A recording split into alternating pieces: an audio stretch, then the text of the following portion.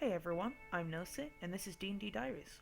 In this series I plan to collect my thoughts and feelings and share with you the current Dungeons & Dragons projects I'm working on, be them campaigns I'm running or playing, or just the adventures I'm creating. Otherwise, I'll be sharing my stories and memories, as well as my ideas and the opinions I have for whatever gets released. Anyway, let's get to it. So today what you're seeing is the campaign notes that I used in order to run my Christmas adventure. It doesn't have a name yet, but maybe you guys could help me give it one. So this is pretty much everything I needed in order to run the game, other than some of the monster stats, but a lot of the monster stats I didn't end up using. The idea was simple. The players would be starting in a town. In order to keep things simple, we had them in a tavern, it was lunchtime, and they were dining on food and drink. So the session started with a scream, essentially, and then a really loud roar. One of the players, Taka, he was a eagle totem barbarian, or hawk totem as we flavoured it, who still had a chicken leg in his mouth, walked out of the inn and saw in the centre of town there was a giant T-Rex. The second player eventually joined him, and he was Kadove, a half-elf bard. It took a little bit of gentle pushing for them to actually go and confront the T-Rex, but I don't like to force my players to do things. I like them to ask questions and to shape the inevitable decision that they make and hope that they end up doing what I have planned. They knew it was a one-off adventure, so they were willing to just go with it. On the way to the T-Rex, they were confronted with an Allosaurus. The Allosaurus leapt from a building and started to attack the villagers. The bard actually wanted to avoid the combat entirely and used an intelligence roll to try and think of a way around via some back alley. But this was a small town, and generally there was only really one main street out into the town centre where the T-Rex was. Unfortunately, he rolled really low, and initiative was called for. The fight for Kadove ended quite quickly. The Allosaurus has an ability to pounce on its victims. If it does this, it can do a claw attack. Then the victim has to roll a strength check. If they fail the strength check, it gets a free bite attack, which normally only gets one attack per round. Now, the players were level 3, and Kadove had approximately 24 hit points. Well, he got hit, failed the strength saving throw, was knocked prone, and then was bitten, and became unconscious straight away. Now, normally you might be thinking, well, why didn't I perhaps fudge the rolls, or just reduce the damage a little bit? I actually like to roll my dice in front of my players, generally, so that they know that I'm not cheating. There have been times when I've rolled them in secret and my players would challenge me, and normally it was when they were failing that they would challenge me, but I actually only ever fudged the dice to help the players. Or, every now and then, when the monsters were just rolling so poorly that it wasn't even exciting for the players, they were just steamrolling encounters. Anyway, luckily, Taka, who was a Goliath barbarian, charged in there and started fighting the Allosaurus. Oh my goodness, he didn't roll below 10 on a damage dice, and he immediately started raging. So all of the damage that he took was resisted, meaning he took half damage. This was crazy. He actually soloed the Allosaurus, which is a CR2 creature, and yes, he's a level 3 character, but CR2 means a party of level 2 creatures should have a little bit of trouble against this. Nope, he absolutely destroyed it. Then he tried to help Kadove with medicine checks and failed twice. Actually, Kadove rolled a 1 on his second failed death save and should have died, but where was the spirit of that on a Christmas adventure? So we just classed it as 1, and if he got another 1, then yes, he would die. Luckily, he managed to succeed and stabilised. Finally, they reached the town centre. In the town centre, the T-Rex was being confronted by 6 guards. They immediately started helping the guards, but the T-Rex was picking off guards, like left, right and centre. There was one interesting point, where Taka charged into the T-Rex and wanted to use his ability whilst raging to get out of there and give his opponent disadvantage on opportunity attacks to get away. Unfortunately, the T-Rex has a plus 10 to their attack modifier, which means Taka was actually hit and would have been hit for 2d8 damage that I roll if it wasn't for the fact that Kadove used cutting words and stopped the T-Rex from hitting him. that was a close shave. Ultimately, they managed to defeat the T-Rex. It was luckily Kadove who did it, and I was really glad that it was Kadove who actually did the killing blow, because, being knocked unconscious on the first round of the first combat encounter can really knock your confidence, but he managed to turn it around and kill the T-Rex. How he did it? He used distant whispers and put a paradox inside the T-Rex's head. T-Rex, confused by this paradox, head exploded. It was awesome. Taka was showered with gore, and he loved it. His exact words, "I freaking love this shiz," which is my censored version. I had mentioned that there were reinforcements on the way that they could see running towards them, and eventually they caught up. The reinforcements grabbed a hold of the players and took them to the Lord's Manor. It was at this point that I decided to mention that the Lord had been becoming more and more paranoid of recent, and beheading and hanging would-be betrayers, I guess. So I wanted to get them a little bit nervous about meeting him. Well, they were brought to the front doors of his manor, in which lips appeared. He used some variation of the magical mouth spell. The magical mouth was immediately confrontative. "What are you doing here? Why are you here?" The one guard that actually survived the T-Rex attack told the Lord exactly what happened. The Lord immediately said, "Well, I want them to go investigate who did it."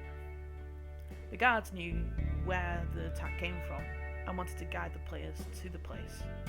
Kadove actually stopped and said, "Actually, could we rest?" The Lord was immediately saying, No, I want you to go find them," essentially. But the guard whispered in Kadove's ear, "Don't worry, we'll let you have a rest." So they took them to the orange orchard behind the manor, and there they rested in I guess you'd call it a garden shed. Once the rest had finished, they decided to investigate the orchard. Their investigations brought them to a burrow at the back of the orchard, like underneath a hedge with a orange tree on top of it. The further investigations took quite a while, but I won't go into too much detail. An awesome moment was when Taka wanted to use beast sense on an animal, so I had him roll a perception check, and I think he crit.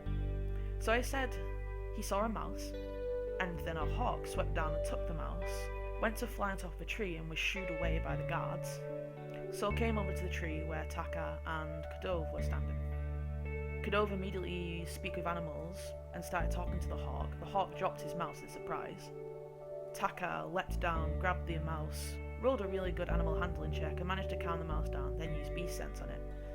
So Taka was scouting out the burrow whilst Kadove spoke with the hawk.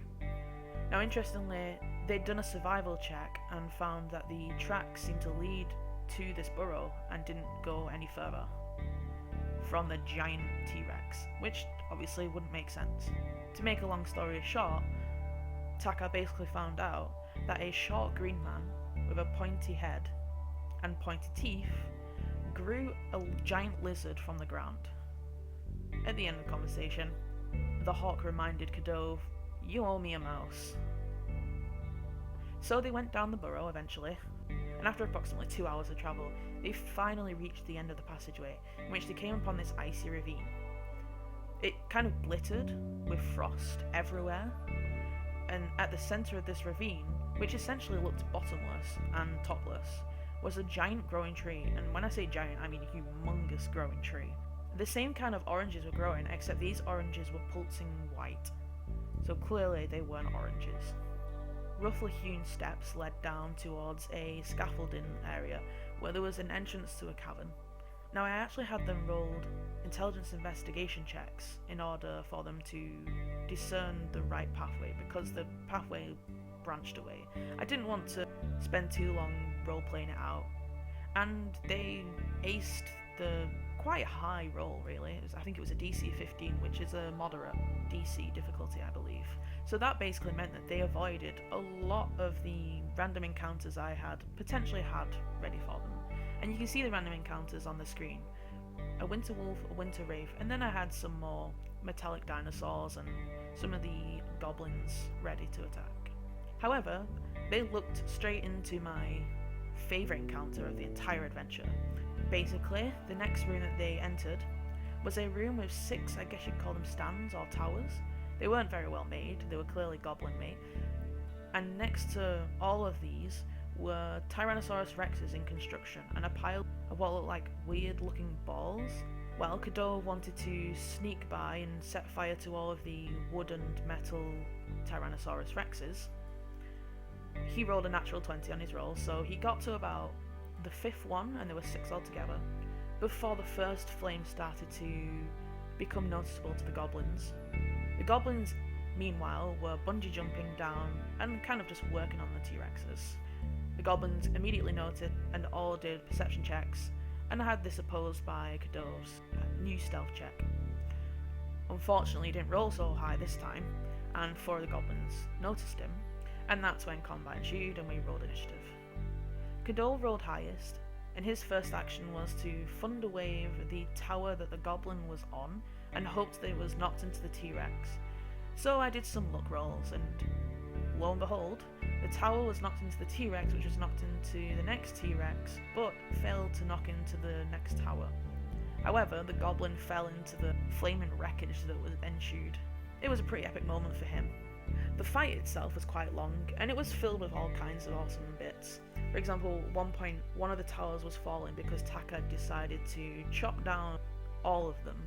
The goblin had been in the middle of bungee jumping when he was on his way up and kept on going on his way up as the tower was falling and the tether snapped, causing the goblin to go flying into the same wreckage that the first goblin died in. I had the goblins bungee jumping, and if they were close enough, attacking with hammers, and if they weren't close enough, hurling present bombs at them, which is pretty awesome. They didn't roll super high for them, it was just a d8 of fire damage. But it bypassed Taka's resistance, and I was rolling really well the entire game. Cadeau was using Vicious Mockery, and my goodness, the majority of my saving throws were 15 or higher, and I felt really bad because he just wasn't really doing much. He was able to provide bardic inspiration, and he felt really good about that. Also, he did manage to kill a few of the goblins, but it was Taka that went around chopping all the towers down and killing most of them. It was a really fun encounter, and that's where it had to end. I had actually planned for the adventure to only run about 2 hours, but they did a lot of investigation and they did a lot of role-playing, and so it stretched out to about 3 or 4 hours, and it was 12 o'clock by the time we finished, and some of us had work the next day, so we decided to stop there. But that just leaves the last encounter, or the last 2 encounters, depending on what they do. Essentially, the next encounter is going to be a choice. They can fight the person who was running this green hat goblin gang, or they can listen to the person and, well, I guess that you'll find out next time. So let me know what you thought in the comments, like and subscribe if you enjoyed my content. So thanks for watching, I hope you enjoyed the first episode of D&D Diaries. I hope this runs for a long time, and I hope you all have a wonderful day. Bye!